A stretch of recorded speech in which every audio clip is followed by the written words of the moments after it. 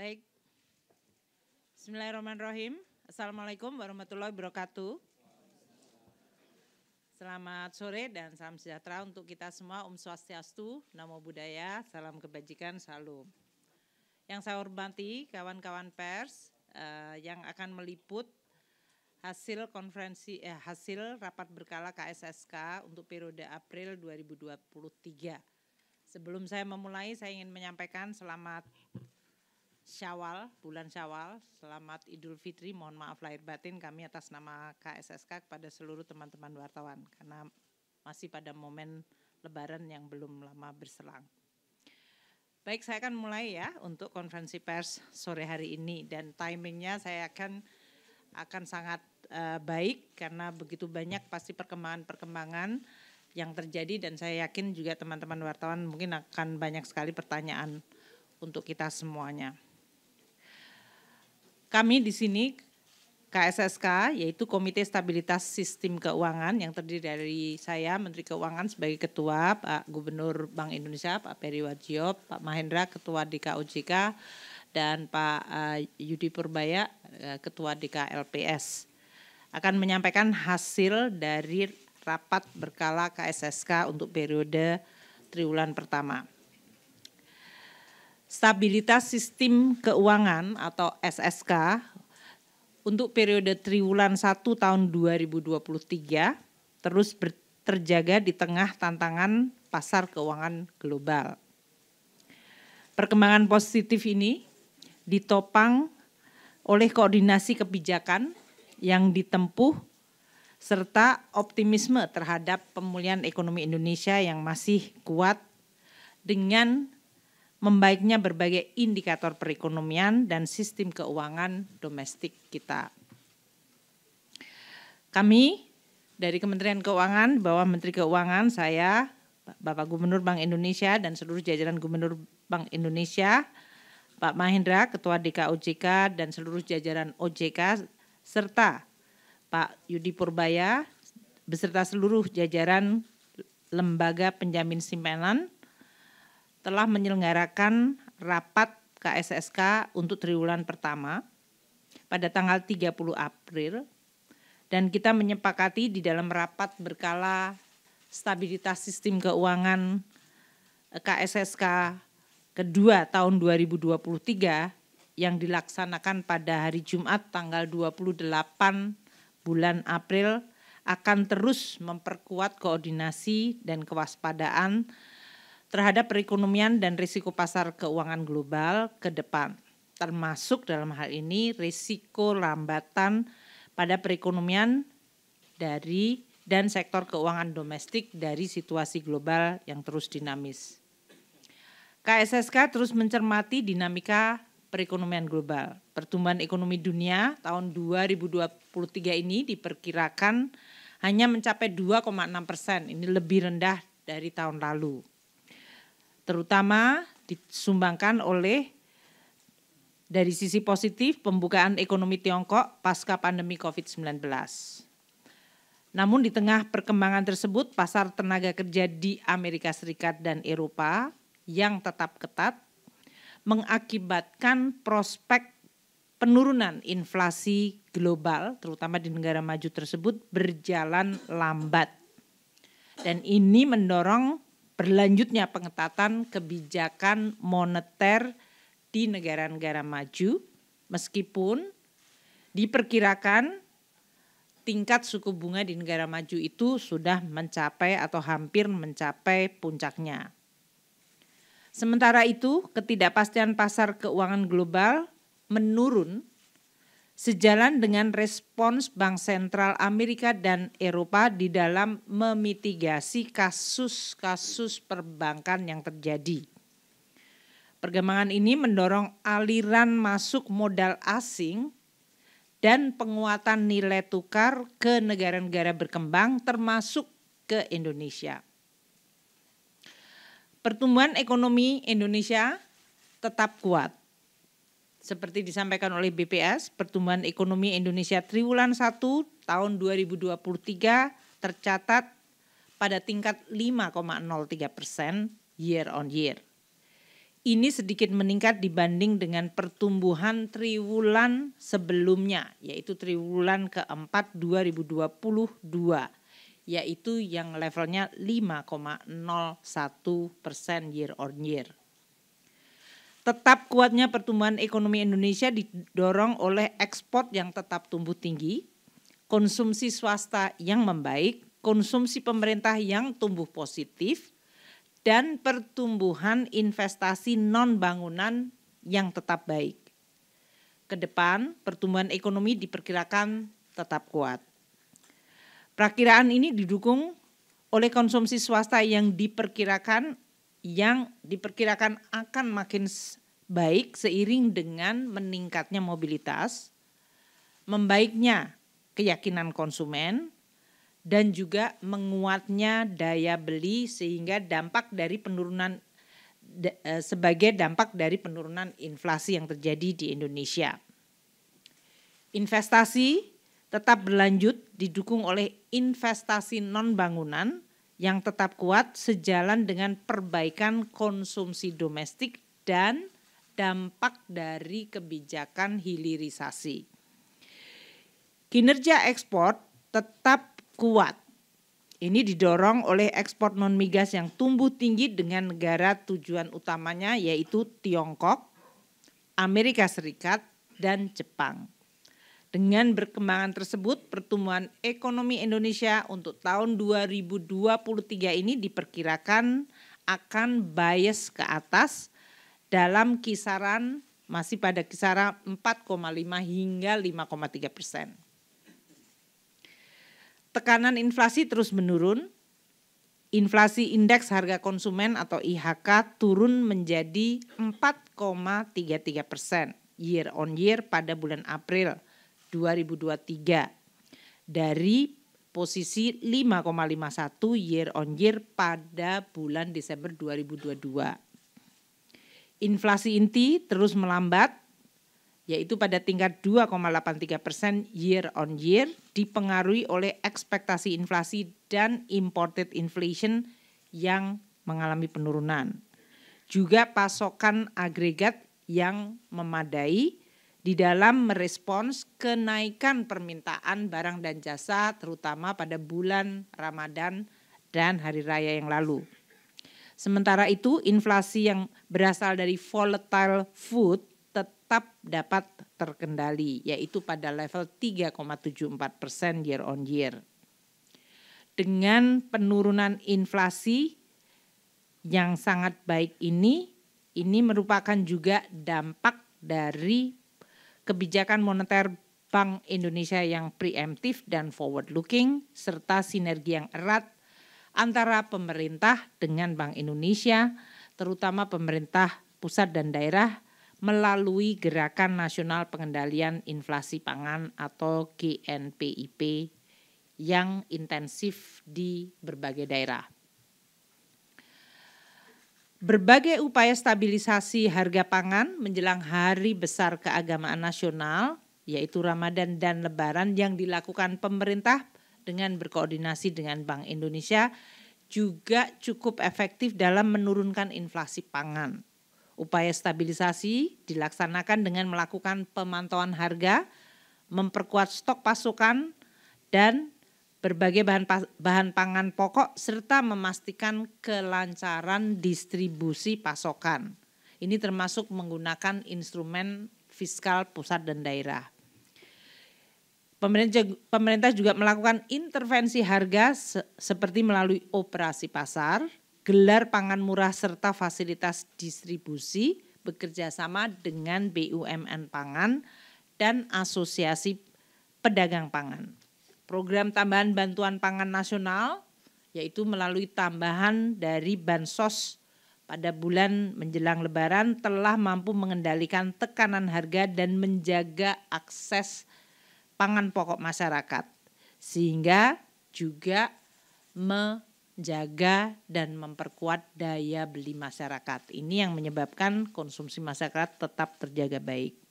Ke depan, inflasi akan diperkirakan tetap terkendali di mana inflasi inti diperkirakan akan terkendali pada kisaran 3 plus minus 1%, pada sisa tahun 2023 dan inflasi IHK dapat kembali ke dalam sasaran 3 plus minus 1% lebih awal dari perkiraan sebelumnya.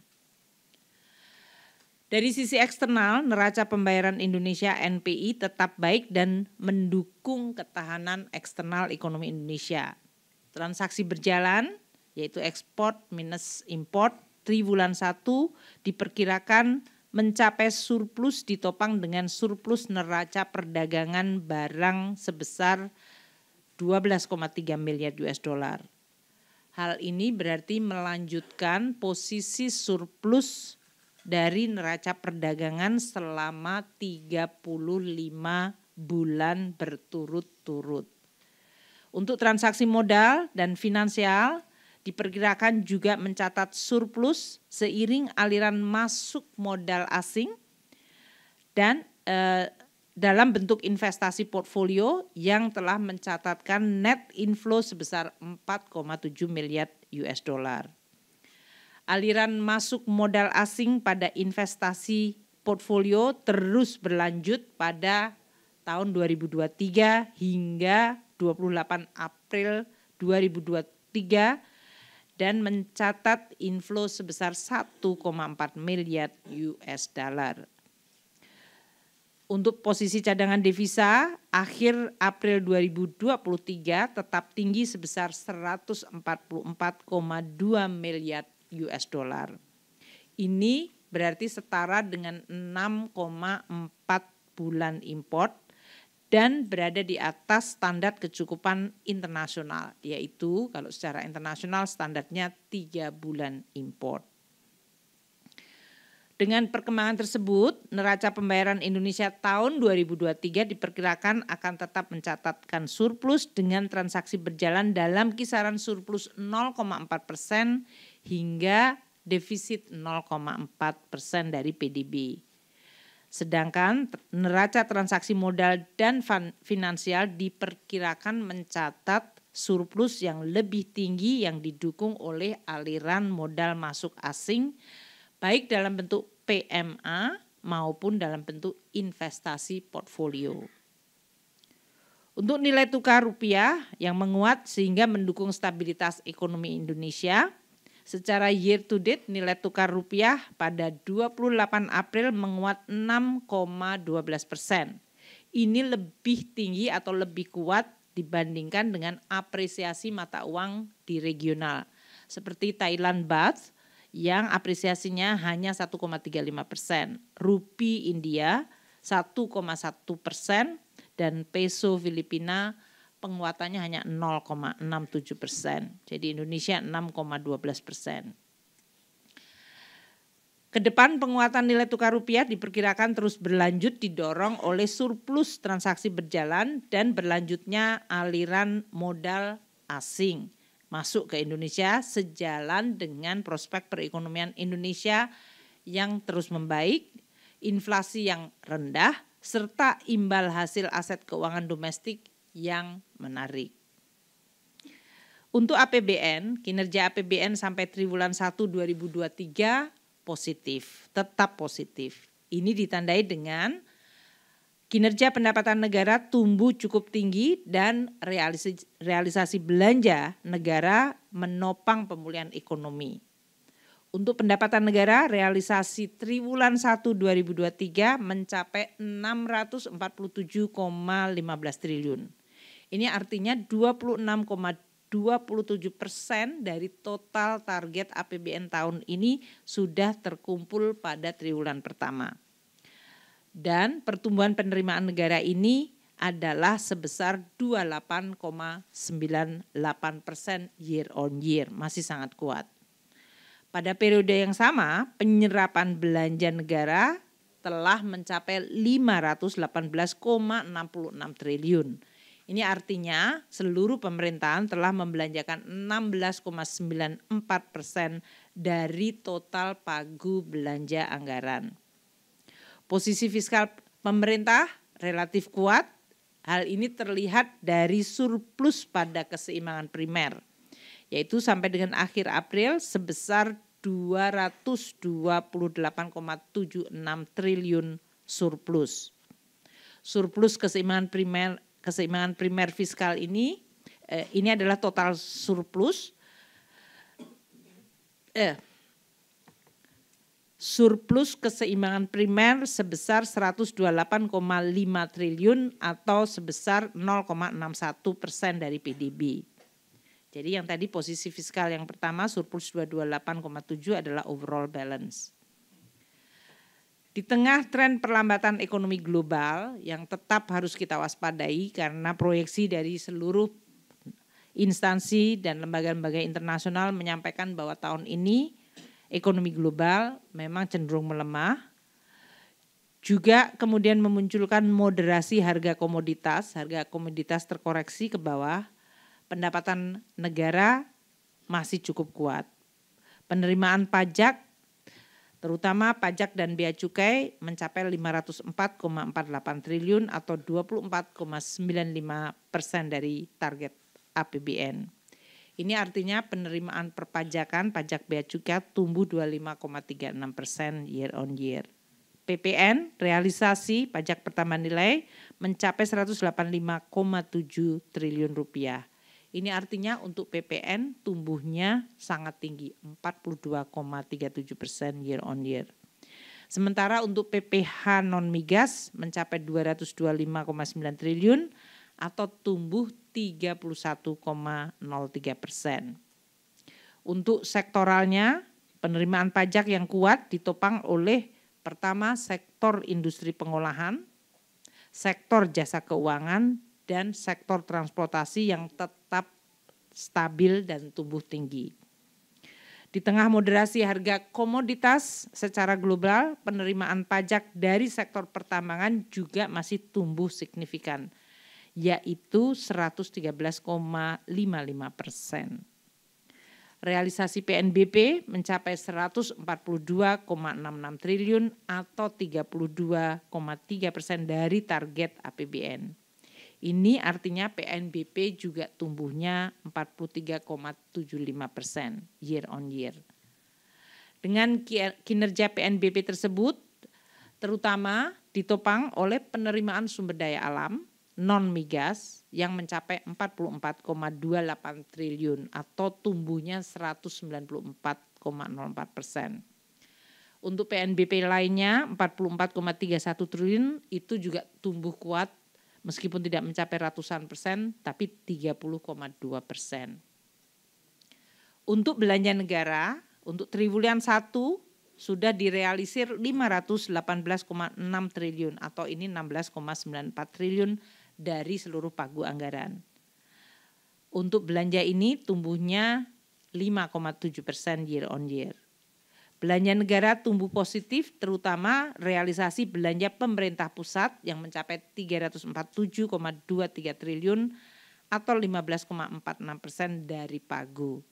Ini berarti belanja pemerintah pusat tumbuh 10,5%. Untuk transfer ke daerah yang mencapai 171,39 triliun atau 21,04 dari total pagu yang terrealisir. Kinerja belanja yang dilakukan oleh pusat dan daerah mampu menjadi penopang untuk tetap kuatnya kinerja ekonomi nasional.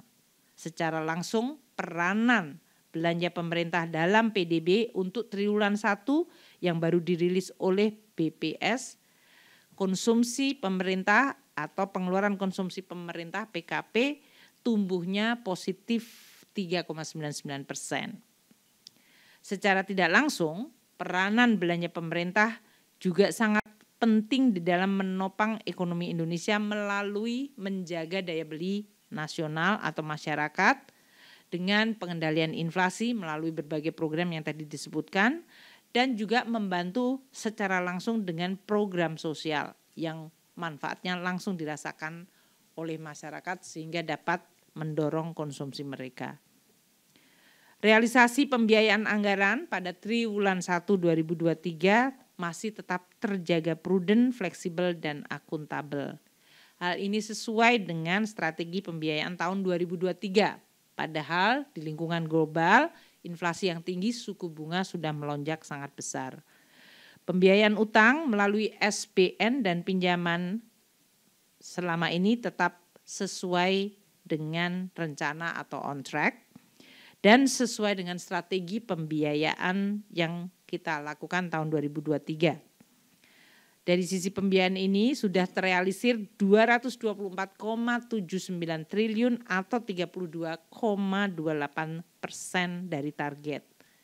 Untuk pengadaan utang dilakukan tetap dengan prinsip kehati-hatian dengan mempertimbangkan kondisi pasar dan kas pemerintah yang saat ini cukup tinggi. Juga kebutuhan pembiayaan. Kalau kita lihat kas pemerintah di Indonesia posisi hingga April bahkan sekarang awal Mei masih sangat cukup ample. Di tengah dinamika perekonomian global yang masih tidak pasti, APBN tetap dikelola dengan hati-hati, konservatif dengan memberi ruang bagi fungsi shock absorber. Kinerja dari APBN sesuai target dan dalam hal ini meskipun komoditas mengalami tren moderasi harganya, kita tetap sudah mengantisipasi di dalam APBN. APBN akan tetap melakukan peran optimal sebagai peredam gejolak global dan menjaga momentum pertumbuhan ekonomi nasional. Gejolak harga pangan pada awal 2023 telah diupayakan untuk terus dikendalikan bersama-sama antara pemerintah pusat dan daerah dan juga Bank Indonesia. Pemerintah juga mempertebal perlindungan sosial. Bantuan yang diberikan kepada masyarakat termasuk bantuan untuk 21,3 juta keluarga penerima manfaat. Pemerintah juga memberikan bantuan kepada masyarakat miskin untuk memenuhi kebutuhan gizi, termasuk protein dan untuk menambah anak-anak terutama yang berpotensi balita stunting dengan memberikan paket daging ayam dan telur 1,4 juta kpm. Ini juga untuk menolong para peternak ayam dan telur agar harganya tidak terlalu jatuh. Alokasi anggaran untuk berbagai program ini yaitu 8,2 triliun di satu sisi membantu masyarakat miskin terutama dari sisi daya beli, di sisi lain membantu para peternak ayam dan dalam hal ini yang produsen telur untuk bisa tetap terjaga dari sisi stabilitas harganya. Berbagai program ini telah disalurkan pada bulan Maret hingga Mei tahun 2023. Pemerintah akan terus di dalam jangka menengah panjang mendorong peran kebijakan fiskal di dalam rangka untuk menjaga momentum pemulihan, meningkatkan produktivitas dan mengakselerasi pertumbuhan ekonomi. Berbagai belanja dan juga kebijakan fiskal untuk terus mendukung reformasi struktural, memperbaiki kualitas SDM dan membangun infrastruktur serta memperbaiki kualitas birokrasi dan regulasi sehingga investasi dan bisnis terus bisa tumbuh dan maju. Untuk selanjutnya saya akan memberikan kesempatan kepada Bapak Gubernur Bank Indonesia Pak Peri Warjio. Silakan Bapak. Terima kasih Bu Menteri Keuangan yang kita sama-sama hormati, Ibu Menteri Keuangan, Pak Ketua DKOJK, Pak Ketua DKLPS, rekan-rekan media yang berbahagia. Selamat sore, Assalamualaikum warahmatullahi wabarakatuh. Salam sejahtera bagi kita semuanya. Om Swastiastu, Namo Buddhaya, salam kebajikan. Saya akan melanjutkan dari sisi Bank Indonesia sebagai berikut.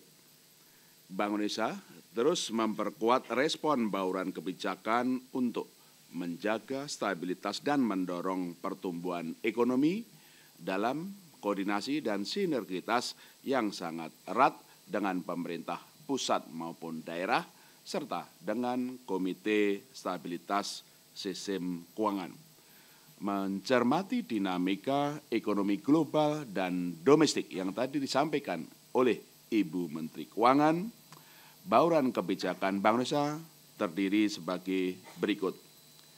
Kebijakan moneter tetap difokuskan untuk menjaga stabilitas, pro-stability, terutama untuk mengendalikan inflasi dan menjaga stabilitas nilai tukar rupiah.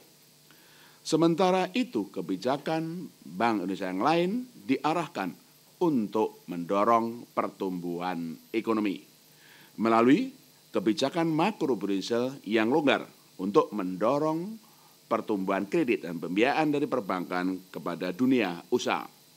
Digitalisasi sistem bayaran untuk mempercepat efisiensi dan juga daya dukung produktivitas ekonomi, termasuk untuk mempercepat inklusi ekonomi dan keuangan. Demikian juga program-program pendalaman pasar keuangan, program ekonomi keuangan inklusif dan hijau terus diarahkan untuk mendorong pertumbuhan pro-growth. Sejalan dengan arah bauran kebijakan tersebut di bidang moneter, Bank Indonesia telah melakukan penguatan kebijakan suku bunga, kebijakan stabilisasi nilai tukar rupiah, serta memperkuat kecukupan cadangan devisa.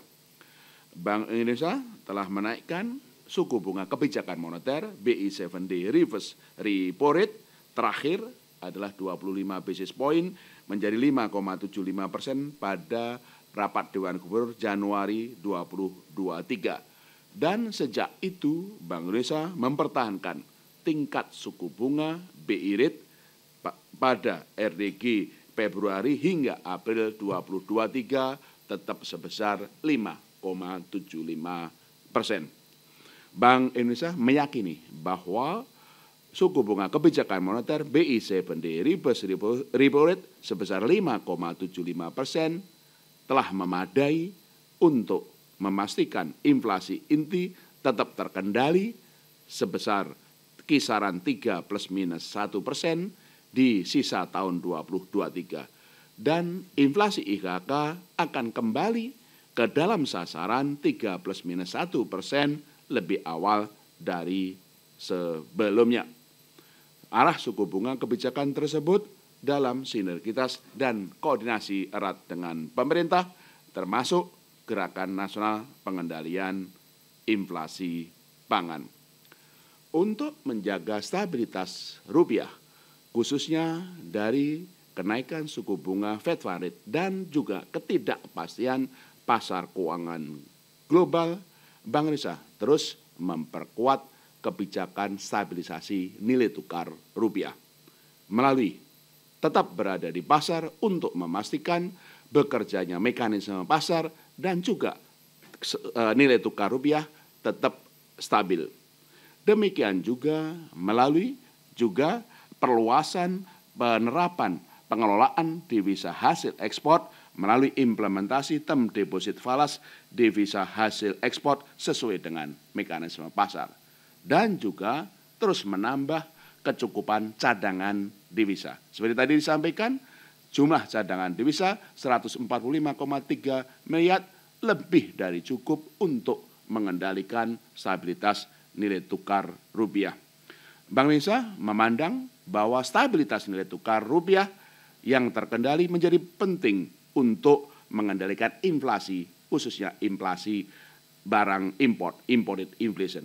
Bank Indonesia meyakini bahwa ke depan nilai tukar akan tetap stabil dan akan cenderung menguat ke arah nilai fundamental dengan mulai pastinya Fed Fund Rate yang telah mencapai puncaknya.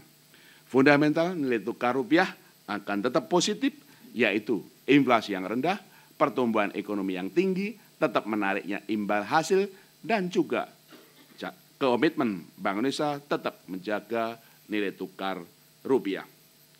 Di bidang kebijakan makroprudential, Bank Indonesia terus melanjutkan kebijakan makroprudential yang longgar dan akomodatif untuk terus mendorong perbankan menyalurkan kredit dan pembiayaan bagi dunia usaha. Untuk itu, kebijakan makroprudential longgar berupa rasio countercyclical capital buffer sebesar 0%, rasio intermediasi makrobudensial pada kisaran 84-94%, rasio penyangga likuiditas makrobudensial sebesar 6%, dan juga kondisi likuiditas perbankan tetap dijaga lebih dari cukup. Rasio alat likuid per DPK sekarang adalah lebih dari 29%. Dan ini tidak hanya menjaga stabilitas nilai tukar stabilitas sistem keuangan, tapi juga mendorong perbankan terus menyalurkan kredit dan pembiayaan. Lebih dari situ, Bank Indonesia juga terus mengeluarkan insentif kebijakan makro Brussel untuk mendorong kredit pembiayaan perbankan kepada sektor-sektor prioritas khususnya yang belum pulih. Juga mendorong kredit kepada UMKM, kredit kepada usaha rakyat, dan kredit pembiayaan hijau. Dan ini terus kita lakukan. Bahkan mulai 1 April 2023 yang lalu, besaran total insentif makrobudensial yang dapat diterima bank ditingkatkan dari sebelumnya, yaitu paling besar 200 basis point menjadi paling besar 280 basis point. Total insentif tersebut terdiri dari insentif atas kredit pembiayaan kepada sektor prioritas paling tinggi sebesar 1,5%, insentif atas penyaluran KUR dan kredit UMKM meningkat 2 kali lipat menjadi paling tinggi sebesar 1%, dan insentif makrobudensial untuk penyaluran kredit dan pembiayaan hijau paling tinggi sebesar 0,3%. Selain itu, Bank Indonesia juga merelokasi penerima insentif makrobudensial khususnya kepada sektor-sektor yang belum pulih, yaitu di bidang transportasi, hotel dan restoran, serta industri kulit dan juga alas kaki. Di bidang sistem pembayaran, Bank Indonesia terus mempercepat digitalisasi sistem pembayaran, yaitu antara lain dengan terus memperluas penggunaan QR Indonesian Standard dan juga BI Fast. Digitalisasi terus didorong guna meningkatkan efisiensi transaksi ekonomi dan keuangan, menjaga momentum pemulihan ekonomi, serta memperluas ekosistem ekonomi dan keuangan digital secara nasional. Perluasan QR Indonesian Standard terus dilakukan secara nasional dengan target 45 penjuta. Dan juga perluasan kerjasama antar negara di bidang sistem pembayaran terus diperluas. Tidak hanya ASEAN 5, tapi juga negara ASEAN lain maupun negara-negara lain.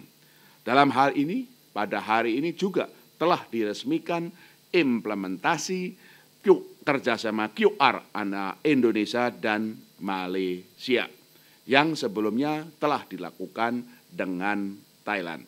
Semuanya kerjasama QR dan juga dengan fast payment dengan local currency transaction. Bank Indonesia juga terus memperluas fitur dan akseptasi BI Fast dengan target 1 miliar transaksi per hari yang sekarang juga sudah dicapai, dan perluasan BI Fast dengan biaya yang murah maksimum Rp2.500 per transaksi. Pada hari ini koordinasi antara Bank Indonesia dengan pemerintah baik pusat dan daerah dan Asosiasi Sistem Pembayaran Indonesia telah menyepakati dengan peluncuran kartu kredit pemerintah domestik secara fisik yang kita sebut kartu kredit Indonesia. Setiap transaksi untuk bisa mendorong kemajuan negeri. Kartu kredit pemerintah KKP domestik ini dapat digunakan oleh pemerintah pusat dan pemerintah daerah untuk berbagai pengeluaran belanja, apakah APBN, APBD. Dengan biaya transaksi oleh pemerintah adalah 0%, kecuali biaya materai. Dan juga biaya yang dikenakan kepada merchant itu juga lebih murah, 0,9% untuk sesama pelaku satu kelompok maupun atau on us 1,1% kalau antar provider atau of us. Bank Indonesia juga terus mempercepat digitalisasi ekonomi dan keuangan tidak ada secara nasional dan juga secara internasional. Pada hari ini penyelenggaraan Festival Ekonomi dan Keuangan Digital Indonesia FEKDI tahun 2023 secara resmi dibuka oleh Bapak Presiden dan akan berlangsung sepanjang 3 hari sampai dengan 10 Mei, yaitu juga sinergitas dan inovasi pemerintah, Bank Indonesia, asosiasi untuk mendorong digitalisasi ekonomi kita, mendorong pertumbuhan ekonomi termasuk rangkaian kegiatan keketuaan ASEAN 2023. Di bidang kerjasama internasional, Bank Indonesia terus memperkuat kerjasama dengan lembaga-lembaga internasional, bank sentral maupun juga otoritas negara mitra lainnya. Pada minggu lalu, kami juga telah menandatangani kerjasama penggunaan local currency transaction dengan Korea Selatan. Dan demikian, local currency transaction kerjasama telah diperluas tidak hanya ASEAN, tapi juga dengan Jepang, Cina, dan juga Korea Selatan. Ini akan terus mendorong peningkatan transaksi perdagangan investasi antar negara dan juga stabilitas moneter maupun stabilitas sistem keuangan. Dan tentu saja bersama Bu Menteri Keuangan dan pemerintah, kita terus mendukung dalam kerjasama internasional kesuksesan keketuaan Indonesia di ASEAN 2023, khususnya melalui jalur keuangan. Demikian Bu, dari Bank Indonesia. Terima kasih Pak Gubernur. Sekarang akan dilanjutkan oleh Pak Mahendra, Ketua DKUJK. Silakan Pak Mahendra. Terima kasih Bu Menteri Keuangan, Bu Menteri Keuangan, Bapak Gubernur Bank Indonesia, Bapak Ketua DK LPS, saudara-saudara, rekan-rekan media yang saya hormati. Stabilitas sektor jasa keuangan sampai saat dilaksanakannya rapat KSSK ini dapat dikatakan tetap terjaga dengan kinerja intermediasi lembaga jasa keuangan yang meningkat, didukung tingkat permodalan serta likuiditas yang memadai. Pada Maret 2023, pertumbuhan kredit perbankan mencapai 9,93% year on year, yang terutama ditopang oleh kredit investasi yang tumbuh 11,4%. Dana pihak ketiga tumbuh 7% dengan giro dan deposito sebagai main driver pertumbuhan. Kondisi tersebut mendukung terjaganya likuiditas perbankan, antara lain tercermin dari rasio alat likuid terhadap non-core deposit atau AL NCD dan alat likuid terhadap DPK, AL DPK, masing-masing sebesar 128,87% dan 28,91%. Jauh di atas threshold 50% dan 10%. Selain itu, liquidity coverage ratio LCR juga memadai, berada pada tingkat 244,28%, jauh melampaui threshold 100%. Dari sisi permodalan, capital adequacy ratio tetap solid dan berada pada level 24,69%.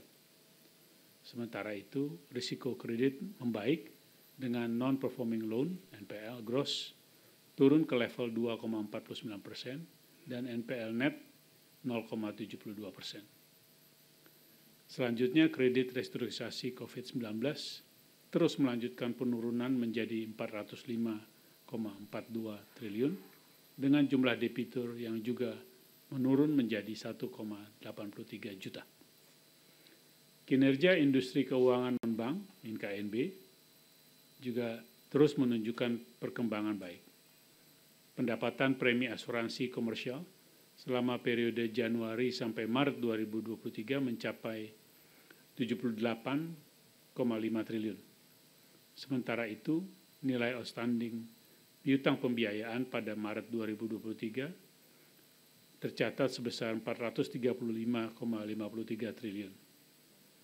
atau tumbuh 15,35% year on year.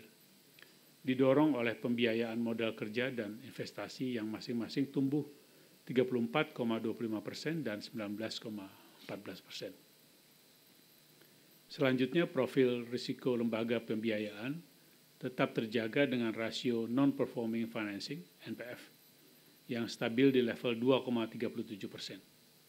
Sektor dana pensiun tercatat mengalami pertumbuhan aset sebesar 4,74% year on year dengan nilai aset mencapai 350,08 triliun.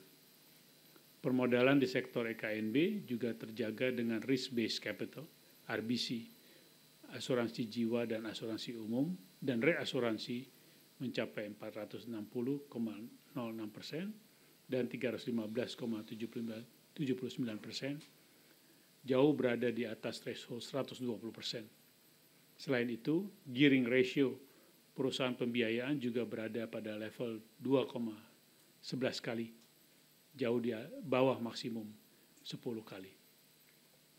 Di pasar saham, IHSG per 28 April 2023 menguat 0,95% year to date, didukung inflow investor non-resident sebesar 18,91 triliun.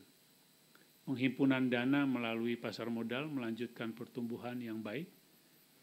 Dapat dilihat hingga akhir April 2023, dana yang dihimpun tercatat sebesar 84,01 triliun dengan jumlah emiten baru tercatat sebanyak 33. Sementara pada pipeline terdapat 115 rencana penawaran umum dengan nilai sebesar 135,31 triliun.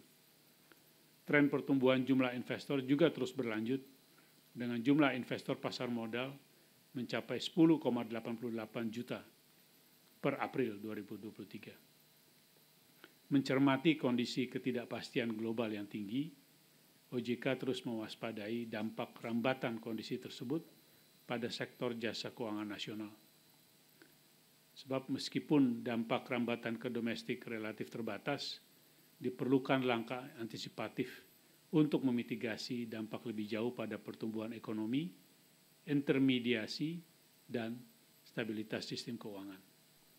Dalam kerangka itu, OJK meminta perbankan untuk memastikan penerapan manajemen risiko dan tata kelola dalam setiap aktivitas bisnis dan lines of defense bank yang telah untuk dilakukan dengan baik, khususnya dalam pengelolaan portofolio aset produktif dan pendanaan serta memperhatikan risiko konsentrasi yang berpotensi berdampak pada kinerja keuangan bank. Mengkaji recovery plan dan parameter rencana lainnya secara berkala dengan mempertimbangkan potensi risiko signifikan yang dihadapi oleh bank serta mengkomunikasikannya.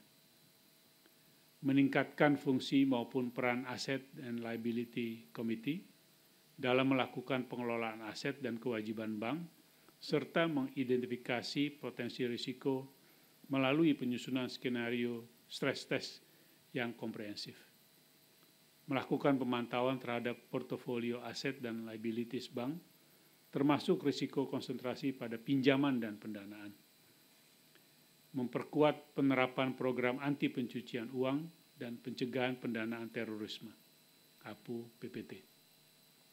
Di sektor IKNB, OJK tengah menyempurnakan regulasi untuk memperkuat pengelolaan risiko dan kinerja underwriting pada lini usaha asuransi kredit.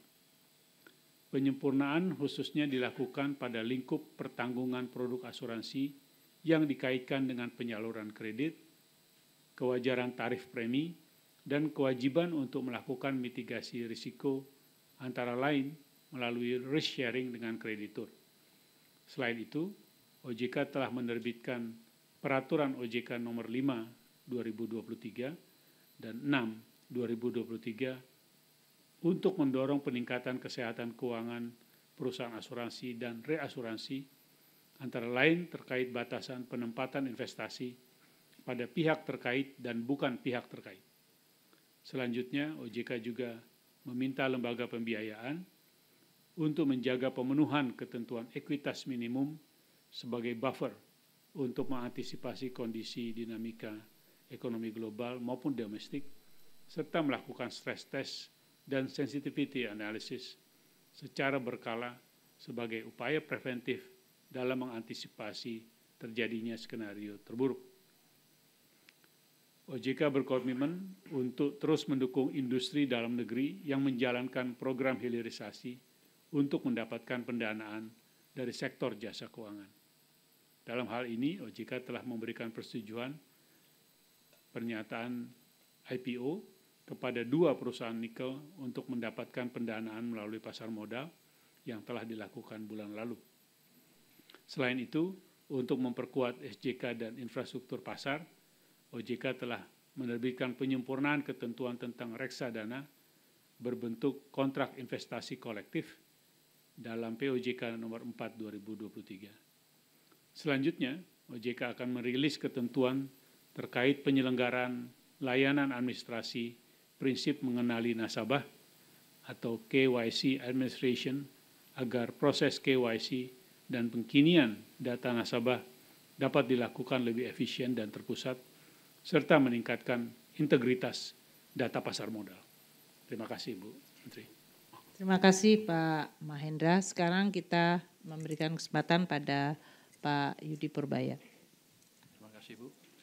Yang saya hormati Bu Sri Mulyani, Menteri Keuangan Republik Indonesia, Bapak Peri Warjio, Gubernur Bank Indonesia, Bapak Mahendra Siregar, Ketua Dewan Komisioner Otoritas Jasa Keuangan, rekan-rekan media dan wartawan.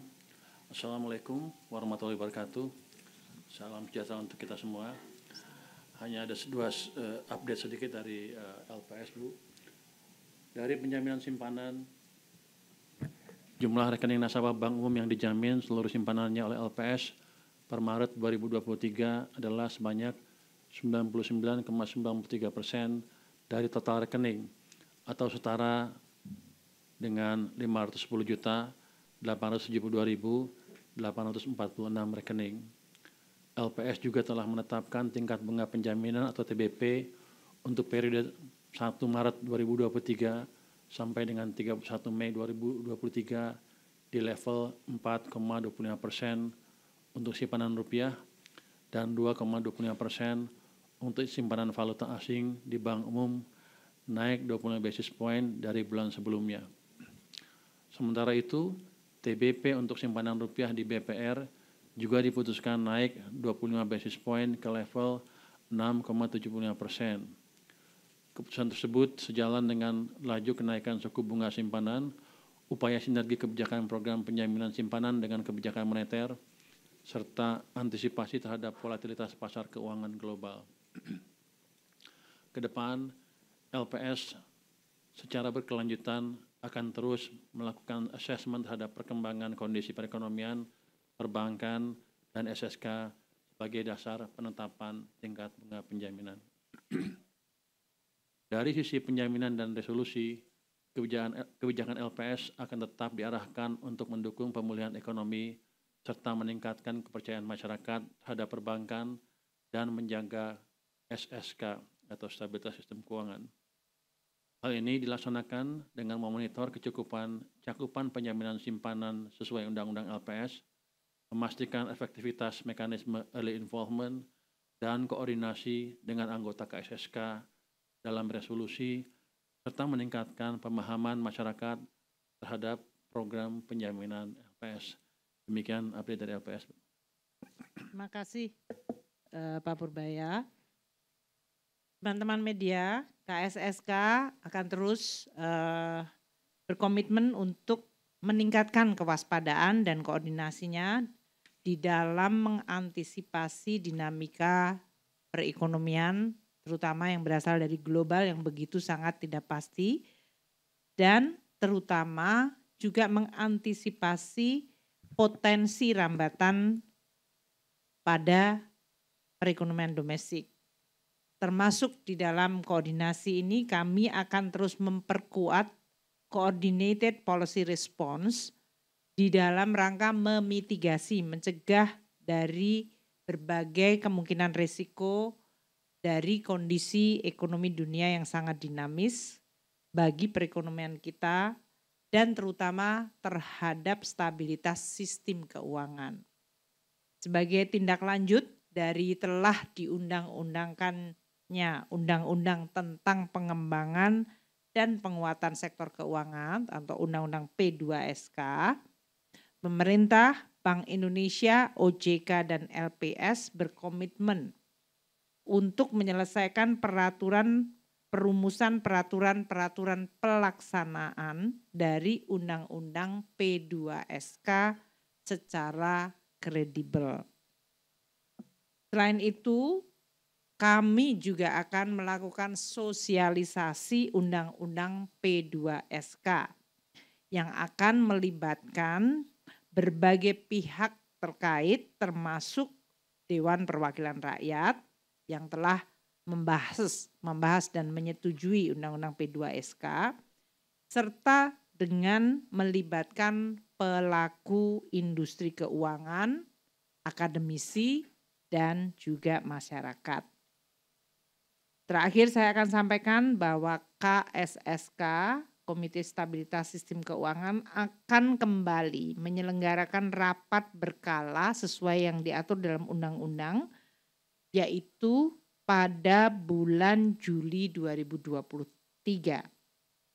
Demikian yang bisa saya sampaikan hasil dari rapat berkala kedua yang dilakukan pada tanggal 28 April 2023 dengan hasil yang telah kami sampaikan. Demikian saya akan tutup, silakan kalau ada pertanyaan dari teman-teman media. Oke. Bisa diatur itu mic-nya di sebelah sana dan sebelah situ. Silakan depan dulu, karena depan berarti yang datangnya lebih dulu ya.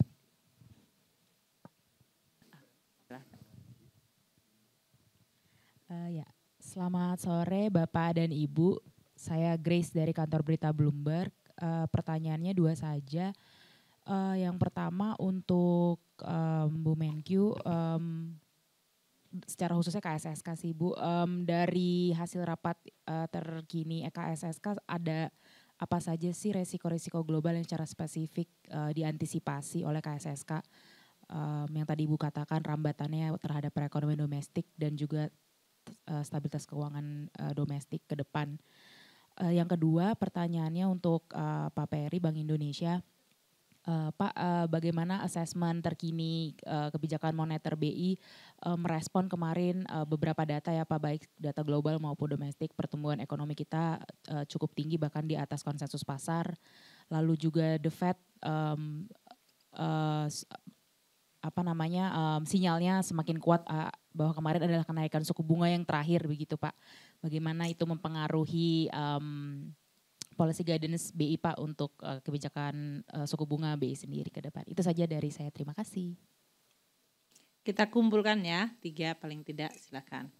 Selamat sore Bapak Ibu, Stefano dari Reuters. Ada 2 pertanyaan. Yang pertama mirip dengan Grace mengenai kebijakan moneter dari BI dengan data inflasi yang sudah menurun di Indonesia di bulan April.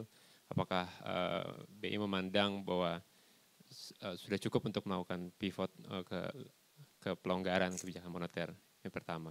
Yang kedua untuk Ibu Sri Mulyani mengenai rencana penerapan pajak ekspor nikel, apakah ada update-nya? Karena ada berita di hari Minggu bahwa ditunda sementara karena ada penurunan harga nikel. Itu aja, terima kasih. Oke, ketiga sebelah kanan.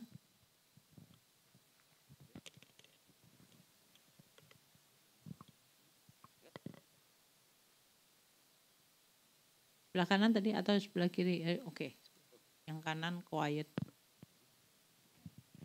Selamat sore Ibu dan Bapak-Bapak, saya Dian dari DDC News.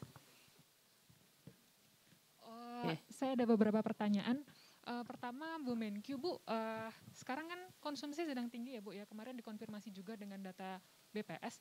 Ke depan kira-kira PPN akan seperti apa ya Bu trennya? Karena pertumbuhannya paling tinggi ya Bu, mencapai 40% di kuartal 3. Outlook-nya sampai akhir tahun kira-kira seperti apa? Kemudian Bu, mohon update revisi PP soal DHSDA ini kira-kira kapan dirilis ya Bu ya? Dan merambut ke sini mohon update-nya juga Pak Peri, kira-kira kemarin dengan kebijakan term divisi soal DHE ini kira-kira sudah berapa banyak yang masuk Pak? Dan terakhir kepada Pak Mahendra, Pak mohon update soal kira-kira kapan bursa karbon akan terrealisasi ya Pak ya? Karena seingat saya OJK juga harus menerbitkan POJK. Terima kasih. Baik. Pak Gub mau duluan? Monggo. Terima kasih. Beberapa pertanyaannya, khususnya dari Grace, dari Stefano, dan juga nyambung juga dengan Dian, yaitu nanya nih gitu loh, gitu. Suku bunga moneter ke depan gimana ya, bulan depan kalau RDG nanya lah, RDG-nya baru bulan depan lah. Tapi gini, guidance-nya gini, statement kami masih tetap sama, bahwa 5,75 itu telah memadai sejak Januari terakhir itu. Ya memadai itu ya. Sehingga dengan memadai itu memang belum, pada waktu itu tidak ada rencana untuk menaikkan kembali. Jadi cerminan dari memadai ya kenapa di Februari, di Maret, di April ya kami tidak menaikkan suku bunga 5,75 cukuplah untuk itu ya.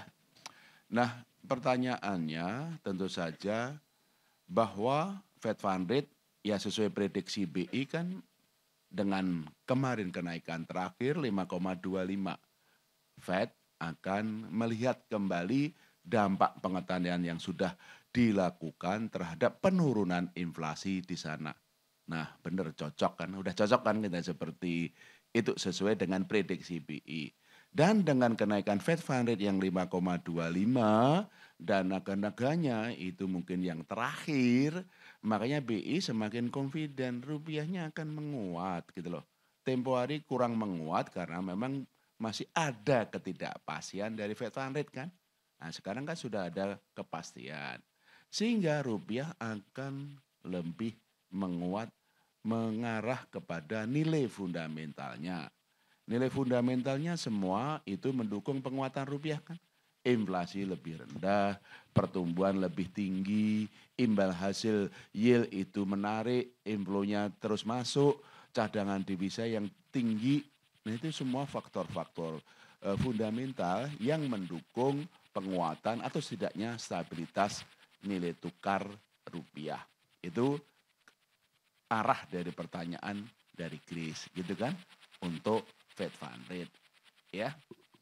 Kemudian dari Stefano dari Router, nah inflasinya kan turunnya lebih cepat Pak gitu kan.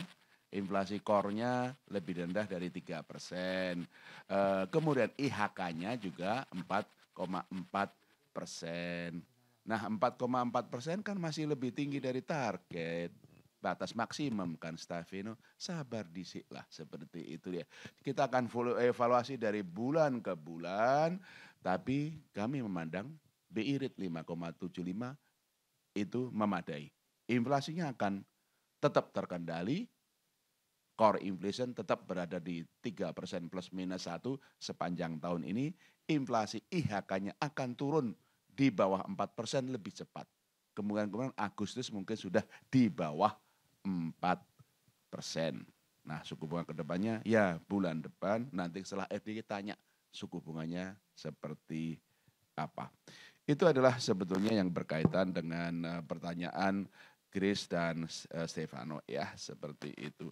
Kalau dengan DHE ini alhamdulillah memang ini sampai dengan awal Mei kemarin, 3 Mei kemarin 363 juta ini yang sudah sudah terkumpulkan dari 16 eksporter khususnya dari mining, kemudian perkebunan dan juga perikanan dari 7 bank. Nah, kok naiknya lambat? Jadi begini ya. Yang pengaturan dari BI untuk DHE itu kan untuk DHE yang kemudian baru masuk gitu loh. Kalau yang sudah masuk itu kan sudah digunakan para eksporter dengan perbankannya kan yang sudah masuk ya. Jadi ini yang masukan baru lah seperti dari masukan baru itu 363 juta itu sudah dari 16 eksporter dan kemudian oleh 7 apotek bank itu yang kemudian di pass on kepada Bank Indonesia. Tentu saja dengan tambahan-tambahan DAE yang akan baru, tentu saja juga akan lebih masuk lagi.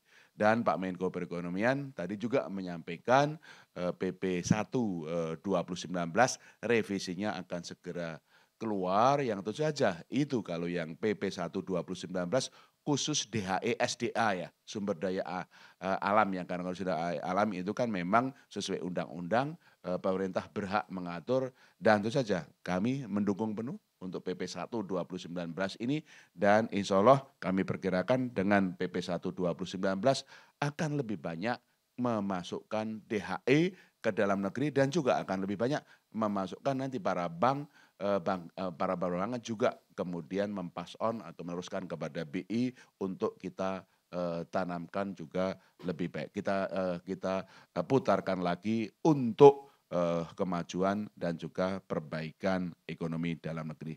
Itu saja Bu dari kami Bu. Baik, Pak Mahendra mau menjawab dulu yang disampaikan. Terima kasih pertanyaan dari Dian tadi. Terkait dengan bursa karbon, kalau boleh saya dari apa yang sudah disiapkan dengan OJK tentunya dan pihak juga koordinasi dan yang langkah dilakukan oleh pemerintah. Pertama untuk yang terkait dengan OJK, rencananya kami menerbitkan POJK itu bulan depan. Dan juga pada waktu yang hampir bersamaan mengkoneksikan antara sistem registrasi nasional dari karbon dengan yang diperlukan sistem informasi di bursa karbon. Lalu harapannya pada bulan September kita sudah melakukan perdagangan perdana yang rencana awal akan dilakukan antara lain juga dengan perdagangan launching hasil dari apa yang sudah diakui sebagai bagian dari result based payment RBP sebesar 100 juta ton CO2 yang dalam hal ini Kementerian LHK sedang memfinalisasinya. Itu yang terkait dengan kesiapan dan proses menyiapkan diri untuk bursa karbon. Namun secara paralel tentu saja persiapan yang dilakukan pemerintah akan sangat menentukan karena hal itu berarti secara paralel juga pemerintah menyiapkan seluruh perangkat untuk mulai dari sistem registrasi nasional, lalu juga sertifikasi penurunan emisi dan juga otorisasinya. Karena hal itu harus dilakukan sehingga produk tadi itu dalam bentuk sertifikasi yang sudah diotorisasi bisa masuk dan diperdagangkan di bursa karbon. Hal lain, diharapkan hal itu akan berlangsung dalam periode 1-2 bulan ini sehingga connect dengan jadwal yang sudah kami sampaikan tadi terkait bursa karbon. Di sisi lain, itu adalah juga terkait dengan kewenangan dari Bu Menteri Keuangan dalam memberlakukan pajak karbon yang sedang difinalisasi, yang tujuannya adalah justru untuk memberikan suatu insentif dan disinsentif bagi berkembangnya bursa karbon. Bukan semata-mata tujuannya untuk peningkatan pendapatan pajak itu sendiri. Itu yang ingin saya sampaikan terkait pertanyaan. Terima kasih Bu. Terima kasih Pak Mahendra. Pak Purbaya ada yang mau ditambahkan? Monggo. Sedikit saja Bu, ini saya lega Bu, nggak ada pertanyaan ke LPS. Berarti teman-teman wartawan setuju dengan asesmen kita Bu, kebanggaan kita aman. Jadi emang itu yang terjadi, kita aman, nggak seperti Amerika. Terima kasih atas asesmennya. Demikian Bu. Bertanya tidak berarti tidak setuju, Pak. Oke, makasih Pak Purbaya. Oke, tadi pertanyaan mengenai bagaimana antisipasi KSSK terhadap identifikasi risiko-risiko spesifik apa sih yang dari global yang kita perlu waspadai yang berpotensi rambatan. Pertama rambatan ke ekonomi dan kedua rambatan terhadap stabilitas sistem keuangan kita. Untuk spesifik risiko global sebenarnya tadi sudah disampaikan satu outlook dari ekonomi global yang melemah itu kan tadi pertumbuhannya hanya 2,8%, itu lebih rendah dan terutama komposisinya itu adalah untuk negara maju seperti Amerika Serikat, Jepang, Korea itu kemudian Eropa meskipun ternyata tidak separah seperti yang diprediksi awal yaitu resesi yang dalam atau lama namun dia tetap melemah. Di sisi lain seperti di RRT terjadi pembukaan ekonomi sesudah pasca pandemi ini dan itu menimbulkan harapan atau dampak yang diharapkan positif. Namun kinerja ekonomi global adalah satu risiko yang harus diwaspadai karena siklus ekonomi global itu sedang melemah sedangkan kita itu masih menguat dan kita harus bisa menjaga. Perlemahan ekonomi global tentu memberi rambatan ke ekonomi nasional kita. Ekspor kita nanti akan terkena harga komoditas, kita terkena import juga mungkin juga akan terpengaruh, investasi juga akan terpengaruh. Ini dikaitkan dengan risiko keduanya yaitu inflasi di negara maju yang meskipun sudah mulai menunjukkan penurunan masih di atas dan kemarin Pak Peri saya datang ke Spring Meeting kemudian ke ASEAN Plus 3 semuanya tetap assessment dari bank sentral negara maju adalah mereka worry mengenai inflasi dan core inflation itu masih sangat tinggi. Itu artinya mereka akan tetap tadi suku bunganya tinggi atau kalaupun sudah berakhir pada ujung tadi yang kami sampaikan, dia tetap bertahan di level itu sampai mereka bisa diyakinkan bahwa inflasinya sudah mereda. Ini berarti akan berpotensi makin membuat perlemahan ekonomi globalnya itu masih akan bertahan untuk 1-2 kuartal kedua ke depan.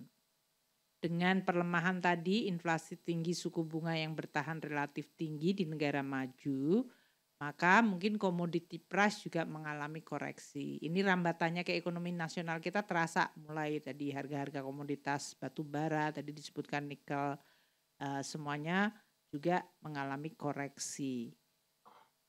Dan ujungnya kalau di negara Amerika sekarang dihadapkan pada situasi trade-off antara stabilisasi harga yaitu mengendalikan inflasi versus stabilitas sektor keuangan terutama bank, ini yang harus kita waspadai. Jadi Amerika sebagai negara ekonomi terbesar, kondisi yang dihadapi tadi inflasi tinggi, kemudian masalah perbankan yang mereka kemudian mengalami dampak akibat polisinya, policy yaitu kenaikan suku bunga.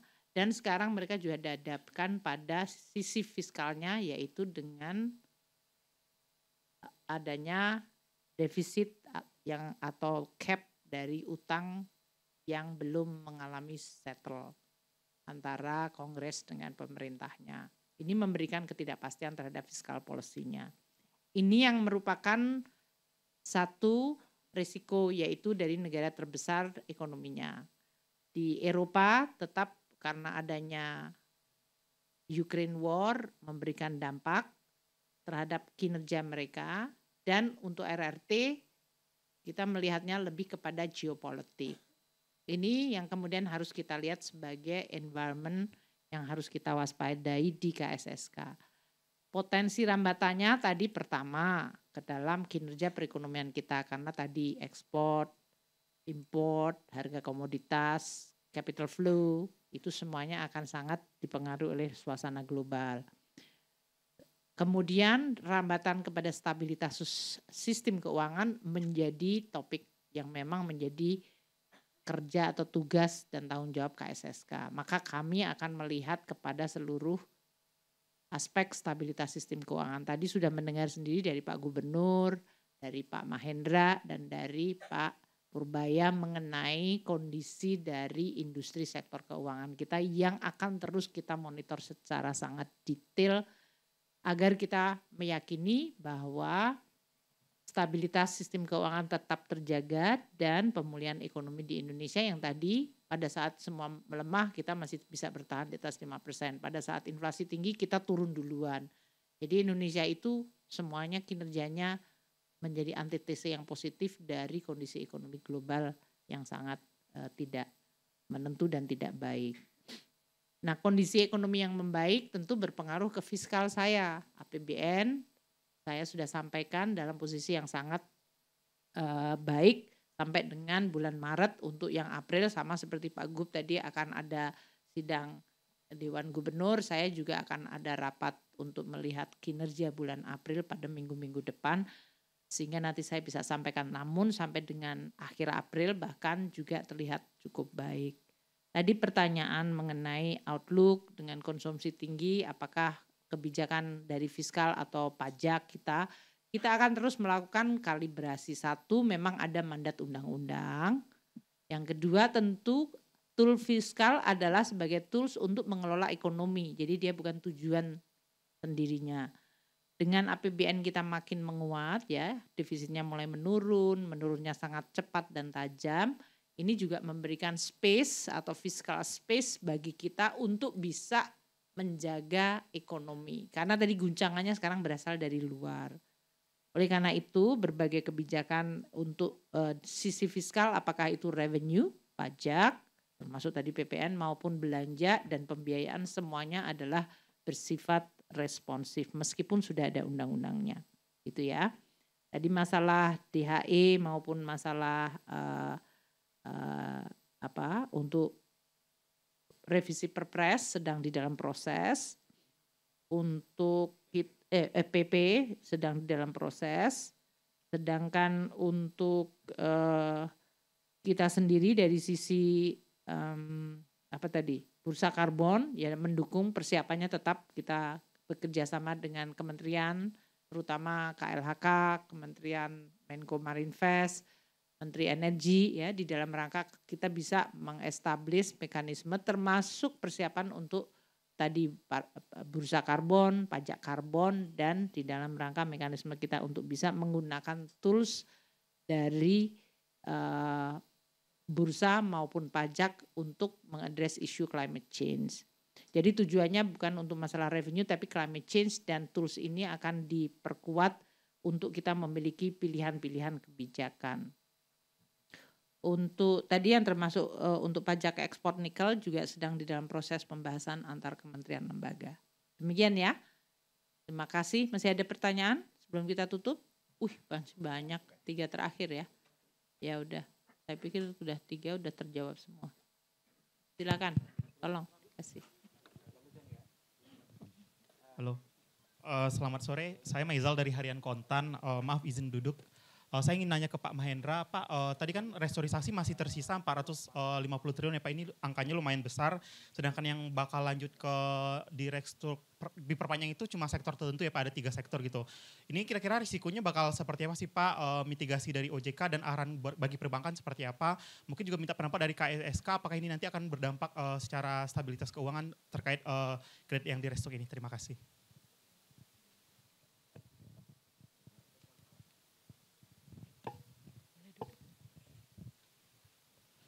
Selamat sore semuanya. Saya Lola dari Blasting ID. Mau nanya, Ibu, Amerika Serikat berpotensi gagal bayar utang. KSSK melihat dampaknya akan seperti apa ke Indonesia dan apa langkah antisipasi yang akan diambil menghadapi hal tersebut? Terima kasih.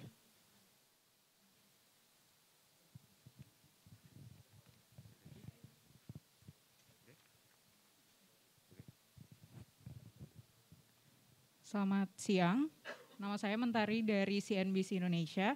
Saya ingin bertanya, yang pertama soal dedolarisasi, apakah menjadi perhatian bagi KSSK dan apa dampaknya bagi Indonesia? Lalu kedua, kenapa realisasi investasi PMTB selalu turun, bahkan terendah sejak 2013 di luar pandemi? Padahal data realisasi investasi yang disampaikan BPKM selalu tumbuh tinggi. Tapi catatan BPS lewat PMTB malah rendah. Mungkin boleh disampaikan alasannya. Lalu ketiga soal OJK tadi menyampaikan bahwa akan mengawasi dampak lambatan pada sektor jasa keuangan nasional. Meskipun dampaknya itu relatif terbatas atau perlu diantisipasi. Nah, bisa dijelaskan perlambatan ini apa penyebabnya dan apa ini merupakan hasil dari stress test di perbankan? Mungkin sekian dulu. Terima kasih. Baik. Ya, terakhir ya. Tadi ada satu lagi. 3, 4 ya. Saya Ave dari Kumparan, Pak Purbaya. Saya mau nanya sama Bapak. Nah, gitu dong. Nanya nih. Ini ada kapan berat. Iya. Pak, boleh dong Pak diupdate tabungan orang kaya di bank yang di atas 5 miliar tuh sekarang sudah berapa? Ada kenaikan gak sih Pak? Terima kasih Pak. Oh. Pak Purbaya mau duluan atau nunggu? Pak Mahendra dulu aja yang masalah restru dan tadi. Silakan Pak Mahendra. Baik, pertanyaan dari kontan tadi terkait dengan bagaimana dampak berakhirnya periode restru yang sebagian besar berakhir pada bulan Maret, akhir Maret 2023 ini. Dapat kami sampaikan bahwa kalau perkembangannya secara masing-masing bank secara detail, memang kami akan melihatnya pada bulan ini karena penghitungan terhadap kondisi akhir Maret 2023 itu dilakukan oleh masing-masing bank pada akhir April minggu lalu ya. Jadi hari-hari ini kami sedang melihat untuk setiap bank.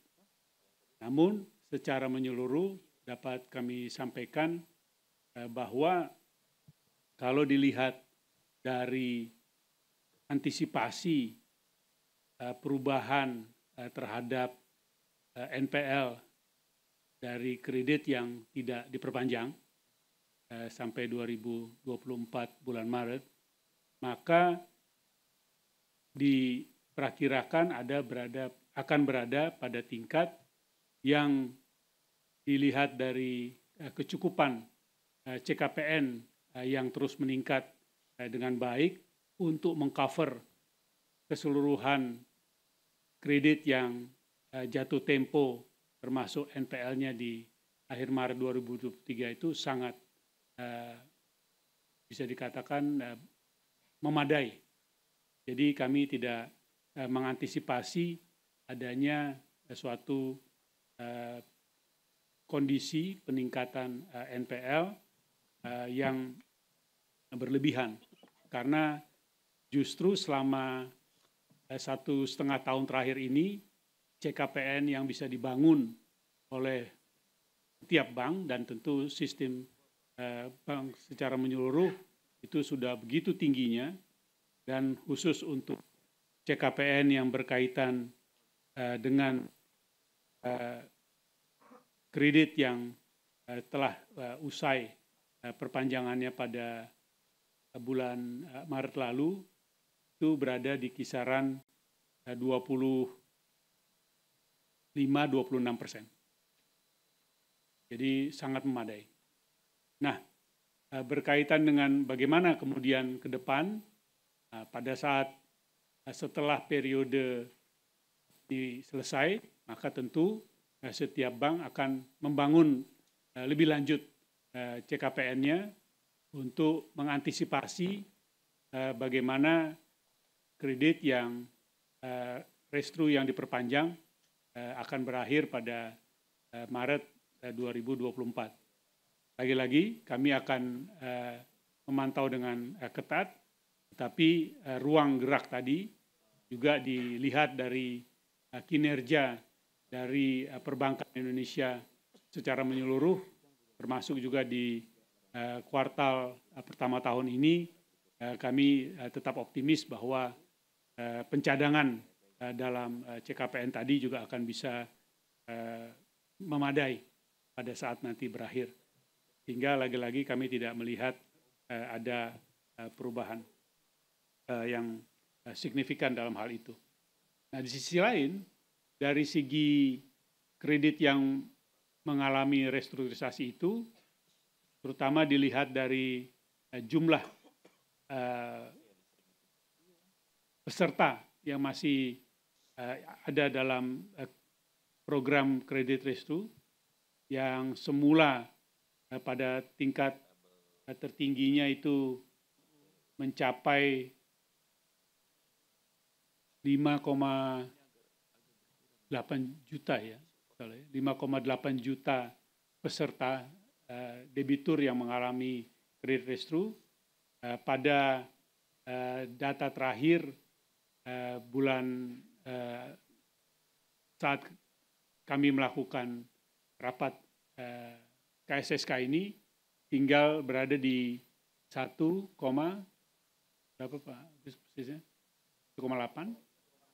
1,83 juta, menunjukkan bahwa sebagian besarnya memang telah bisa menyelesaikan program itu. Jadi bukan hanya dari segi perbankannya, tapi juga dari segi bagaimana program restrukturisasi kredit tadi mengembalikan kondisi yang lebih baik bagi para debitur, dan dalam hal ini tentu saja para perusahaan yang sebagian besarnya juga adalah UMKM. Jadi saya rasa dua sisi tadi yang penting dijaga dan menjadi kesimpulan akhir. Demikian. Baik, makasih. Pak Purbaya sudah siap menjawab yang di atas 5 miliar? Catatannya panjang, Pak. Okay. Sudah dapat contekan. Jadi dari konten yang Mbak tadi kumparan ya. Rupanya ingin ngincar orang kaya sampai mana kekayaannya. Kalau kita lihat memang ternyata dari simpan dari di bawah 100 juta, di golongan 100 sampai 200, 2 sampai 5 yang terakhir di atas 5 miliar. Yang tumbuhnya paling cepat memang sampai sekarang yang di atas 5 miliar. Di bulan Maret 2023 itu tumbuhnya mencapai 9,63% year on year. Itu pertumbuhan simpanan ya. Total simpanan tumbuh hanya 6,64%. Yang di bawah 100 juta itu saya tuh cuma tumbuh 3,6%.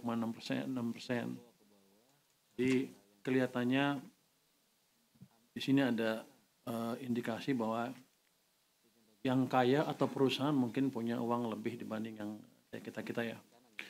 Yang tadi 9,63% pertumbuhannya itu kalau kita lihat nilai nominalnya mencapai 4.280 triliun di bulan Maret 2023. Sedangkan di bulan Maret tahun 2022 baru 3.904 triliun. Jadi pertumbuhan di atas 5 miliar memang lebih cepat dan di atas rata-rata, jauh di atas rata-rata yang lainnya. Mungkin dari itu Bu update dari kami. Baik. Terima kasih Pak Purbaya. Pak Gubernur tadi mengenai dedolarisasi. Yang Bank Indonesia selalu sampaikan adalah Bank Indonesia terus mempercepat dan memperluas kerjasama penggunaan local currency transaction.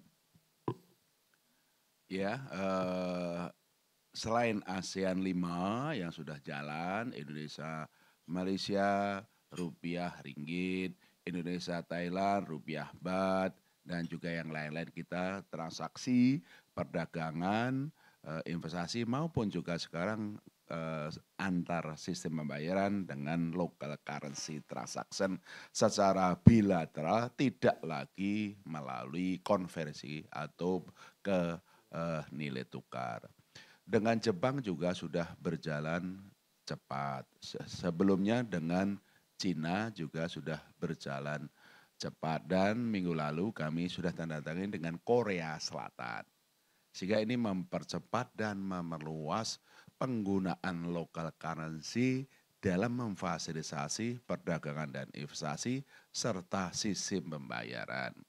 Dengan semakin meluasnya penggunaan local currency, tentu saja stabilitas nilai tukar juga akan lebih terjaga. Dan juga ini juga akan lebih efisien kan, biaya transaksinya kan lebih murah. Yang selama dulu kalau kawan-kawan ke Thailand atau orang-orang Thailand ke sini, dari rupiah nukarkan ke dolar dulu. Setelah di Thailand dari dolar tukarkan ke baht, kemudian untuk beli oleh-oleh di sana. Sekarang kan cukup dudul HP saja kan, QR kita sudah nyambung dengan QR mereka, secara cepat bisa selesai. Itu biaya transaksinya akan lebih murah, dan juga mengenai kemudian kursnya juga akan lebih baik. Nah, sekali lagi satu, perluasan percepatan local currency transaction untuk perdagangan investasi di ASEAN dan juga berbagai negara ASEAN.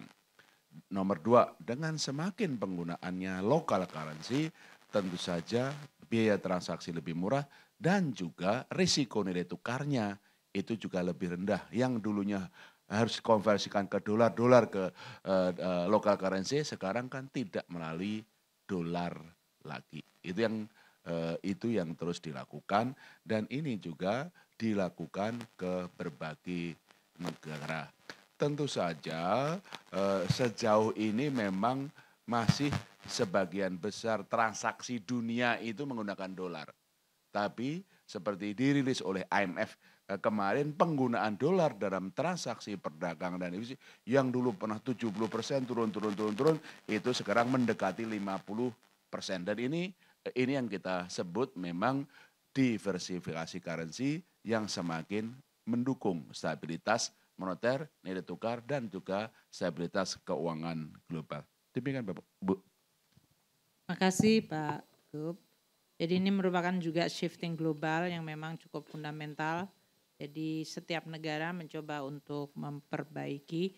Seperti diketahui tentu kalau di dalam sektor keuangan, vulnerabilitas atau kerawanan itu bisa muncul kalau maturity mismatch. Jadi jatuh temponya tidak cocok, liquidity, atau juga masalah exchange rate atau dalam hal ini currency mismatch. Nah, langkah-langkah dari KSSK untuk terus melihat kepada keseluruhan aspek tadi yang sudah dijelaskan oleh Pak Gubernur, Pak Mahendra, Pak Purbaya, terutama menyangkut neraca keuangan dari seluruh lembaga-lembaga keuangan. Apakah ada source of vulnerability yang harus kita waspadai, termasuk tadi dari currency mismatch, maturity mismatch, liquidity, perubahan dari nilai pasar atau mark to market, dan berbagai faktor yang sifatnya tadi yang disebutkan Pak Mahendra seperti kinerja dari kreditnya. Untuk pertanyaan tadi gagal bayar, sampai hari ini sih sebenarnya kalau kita lihat dari perkembangan tidak ada pengaruh kepada perekonomian kita, terutama kalau kita lihat pasar belum memberikan signal terhadap kemungkinan dinamika politik. Itu kan dinamika politik sebetulnya. Amerika bisa bayar utangnya kalau price dari debt ceilingnya dibuka. Tapi ini kan untuk membuka debt ceiling ada dinamika politiknya. Jadi ini lebih merupakan suatu dinamika politik. Untuk Indonesia kan rambatannya biasanya apakah ke pasar SBN kita, tadi disampaikan oleh Pak Gubernur, pasar SBN kita masih menarik, lihatnya masih bagus, dan karena prospek ekonomi kita bagus, inflasi rendah, currency-nya menguat, itu semuanya menjadi daya tarik yang cukup baik. Kinerja dari SBN kita, pasar surat berharga negara kita juga baik, yaitu yieldnya secara year to date turun bahkan 50 basis point. Ya, kalau secara month to date selama sebulan ini menguat 9 BPS atau basis point. Untuk kinerja pasar SBN juga tadi sudah saya sampaikan justru terjadi capital inflow karena dari sekian banyak negara-negara termasuk negara emerging, Indonesia mungkin termasuk yang memiliki kinerja yang baik. Tadi growth-nya masih di atas 5%, itu sangat jarang pada hari ini. Inflasinya turun duluan, itu juga baik. Dan kemudian dari sisi fiskal kita membaik, monetary-nya juga prudent dan terjaga. Ini semua kombinasi yang agak langka hari-hari ini. Jadi makanya kita mendapatkan suatu positif support sentimen karena memang kinerja ekonominya membaik. Capital inflow untuk SBN kita naik 9,41 triliun sehingga secara year to date mencapai 65,76 triliun sudah masuk ke dalam untuk membeli surat berharga negara yang menggambarkan prospek. Persepsi terhadap risiko kita juga cukup baik, yaitu CDS kita stabil dan tidak ada adanya persepsi terhadap risiko karena kondisi tadi yang berhubungan dengan adanya masalah debt ceiling yang ada di Amerika Serikat. Mungkin itu yang bisa, untuk realisasi PMTB tadi ya, mungkin bisa saya jelaskan begini. Kalau yang disampaikan oleh Pak Bahlil mengenai PMA PMDN itu adalah proyek-proyek investasi yang ada di Indonesia yang memang membutuhkan mungkin regulasi, approval dan yang lain-lain yang dimonitor oleh Pak Bahlil. Itu total targetnya waktu itu disampaikan 2.000 triliun. PMTB kita itu kira-kira sekitar 7.000 triliun, yaitu total 30% dari GDP kita. Nah, kalau BPS yang melihatnya seluruh PMTB itu investasi keseluruhan, tidak hanya PMA, PMDN.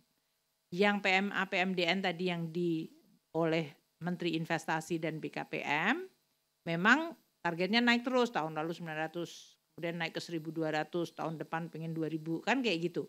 Jadi tahun ini 1.200 triliun itu target PMA, PMDN yang harus direalisir oleh BKPM.